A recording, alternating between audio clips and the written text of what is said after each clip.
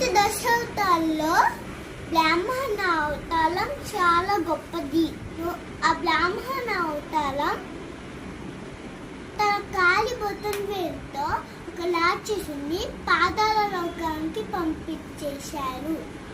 అది నిజం అని మీకు తెలుసా? ఇప్పుడు క్లియర్గా చెప్పాలంటే ముందు ఒక కండిషన్. ఆ కండిషన్ ప్రాబ్లం చేసి మీరు సాల్వ్ చేస్తేనే విష్ణుమూర్తి దశావతారంలో వామన అవతారం చాలా పెద్దది కదా. ఇప్పుడు విష్ణుమూర్తి దశావతారంలో ఒక రూపం ఒక సినిమాలో రిలీజ్ అయింది కదా. ఆ రూపం పేరేంటి? కల్కి. అందుకంటే మీకు కావాలంటే లైక్ చేయండి, షేర్ చేయండి, సబ్స్క్రైబ్ చేయండి. Okay, by by.